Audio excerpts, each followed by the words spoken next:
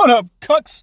It's your boy, the hater, up in this piece, and I wanted to do this video to talk about the return of a very, very important wrestler to NXT.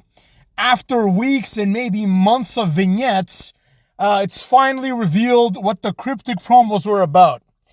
In fact, it was revealed when none other than Ty Dillinger, who I think now is just Sean Spears, he came back with his chairman gimmick, which isn't a gimmick at all. It's just him hitting people with chairs and taking a clever joke made by Edge and Christian in like 1998. Now, beyond that, cucks, beyond that, I have to say this.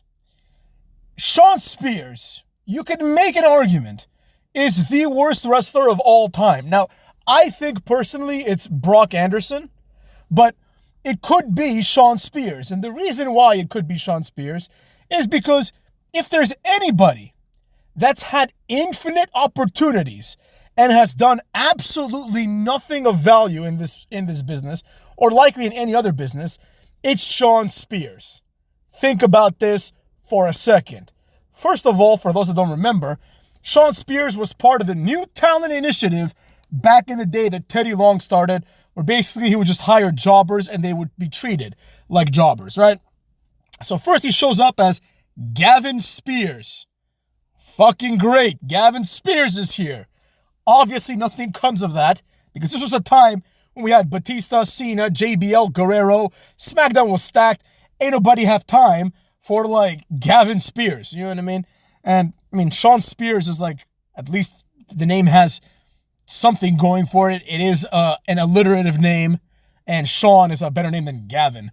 Gavin Spears just doesn't sound like an intimidating guy. It sounds like a cuck. But anyways, I digress. Gavin Spears comes out, nothing comes out of this. Fantastic. Then he goes away for a while, and then eventually gets hired back and gets repackaged as Ty Dillinger. He's put in a jobber tag team with Jason Jordan. This leads to absolutely nothing because both of them are mid. Now, with that being said, Ty Dillinger has always been tall and he's had a look in the sense that he's never been sloppy looking, right? He's never been fat. He's always been in shape. He's a good looking guy. There's things there, don't get me wrong.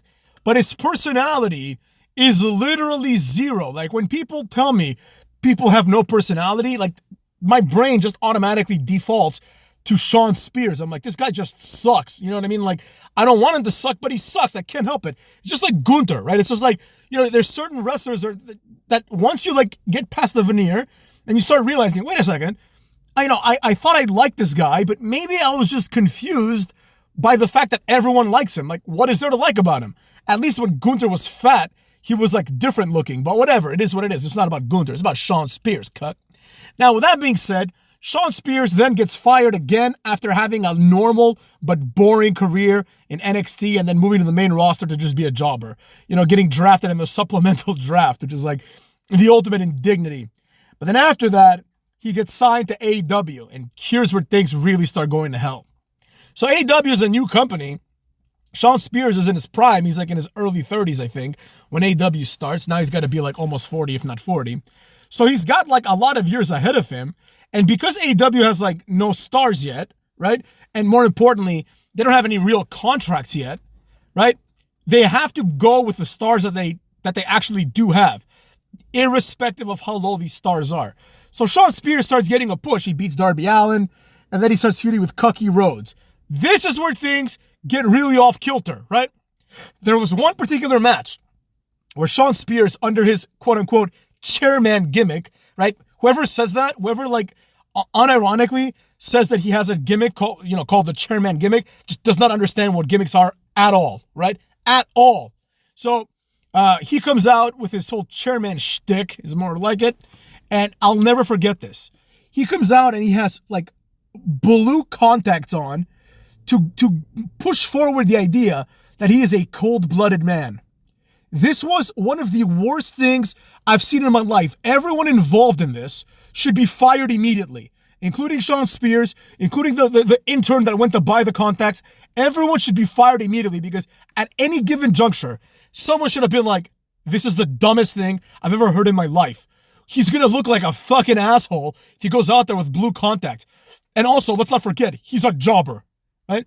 So the blue contacts didn't work out. Cody buried him. Then what happened? Shawn Spears gets other iterations of Shawn Spears. One day, MJF starts one of the worst groups of all time. This group makes Retribution look like DX. It was The Pinnacle, which was this loose collection of jobbers that they're trying to make us think are talented. Like FTR, which is two skinny, fat, 5'10" guys, right?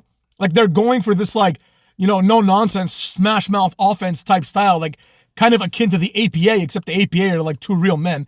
And these two guys are just two like skinny fat guys. Like Brooks and Jensen are better than FTR. Anyways, that's not the point. No, but Hater, they can put on good matches. Can they?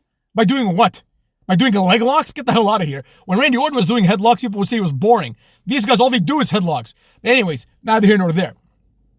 And then part of that group was also, obviously, MJF, but the part that's relevant here was Shawn Spears. Now, instead of having blue contacts, this time he has a blonde mohawk. It's like, you can't make this shit up. Like, this guy is such a jobber that, like he has no capacity to think of any character. Yeah, he got the 10 thing over, right? But that's just because the fans are just dumb. And to be fair, like, I thought it was, like, interesting because he had a good theme music and everything. But the whole point of the whole 10 thing basically is that, like, it's just something the fans can say, right? Like, that's how you get, quote unquote, get over nowadays. You have to have something the fans can say. Not a clever catchphrase, just something where the fans can be signaled. Like, now it's time, parrot, to say what you're supposed to say, right? This is not good. This is a horrible, horrible idea. It's just like, you see this with a lot of people's entrance musics, right? The fans are they're just like, watch out when Nakamura comes out, or when, even worse, when Seth Rollins comes out.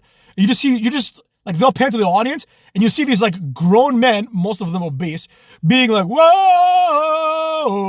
And it's like, they don't look at themselves in the mirror and think, wow, like, what a fucking dork I must look like. Like imagine if, like, the girl I like sees me doing this. Like, she's gonna think I'm a total dweeb, and she's gonna be right. But that's not here nor there. But anyways, Shawn Spears comes out with a blonde mohawk. I'm surprised they didn't put the blue contacts back on to really go for a blonde, blue-eyed look. But anyways, it is what it is. Obviously, this doesn't pan out. Like, anybody should have known this, right? Then he wanders around and does nothing for several more years, it feels like. And now he's back in NXT doing, like, a horrible storyline with Ridge Holland for some reason. So, when I talked about Baron Corbin, and my major conclusion was that Baron Corbin is someone that has had countless opportunities handed to him, I did not consider, Shawn Spears, because I thought he was in AEW. But that's how bad Shawn Spears is. It's like, when he gets fired from AEW, like, you're never going to notice. Like, you have no idea. Like, I have no idea, for example, if Anthony Ogogo is still with AEW. I have no idea if, obviously now I do about Shawn Spears. I have no idea whether, like, Dante Martin and the other one are still with AEW. I have no idea, because AEW will just legitimately just take someone out of TV and, like, you just forget they exist, right? One thing you got to give credit to the WB for is that they try to, like, put people on TV at least a little bit, right? It's like, oh, you forget Tozawa is in this company? Here's, like, a little segment that involves Tozawa. It doesn't have to be a segment about Tozawa, but just a little segment that involves, Tozawa or scripts or Nathan Frazier or all these other jobbers that are never going to make it. But the point I'm trying to make here is this. Shawn Spears is so bad that, like, when he leaves, nobody notices. And then when he returns, nobody cares, right? Like, this was, in my personal opinion, I don't think that anything comes close, the worst return of all time. Like, he came out wearing his stupid little, like, vest hoodie, right? And then he took it off slowly, as if what he was revealing was something noteworthy. Like, literally anybody else would have been better. If the hood was pulled off and it was S.A. Rios, the hood would have been a better choice for S.A. Rios than Shawn Spears. Anybody under the hood would have been a better choice than Shawn Spears. Because S.A. Rios, oh, that's interesting. S.A. Rios, I was wondering where he was for the last 25 years. But with Shawn Spears, you're like, oh, what? Isn't this guy in AEW? Like, oh, he's back here again? Damn, that sucks. So that's how everyone probably felt when they saw that this is going to go absolutely nowhere.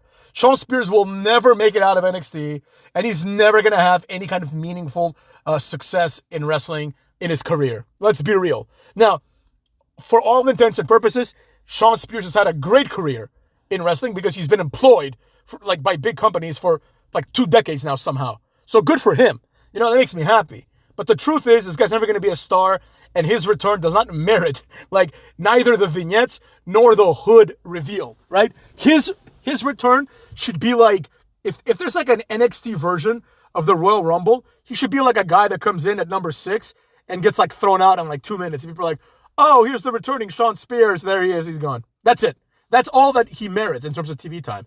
But here we are, cucks. Here we are.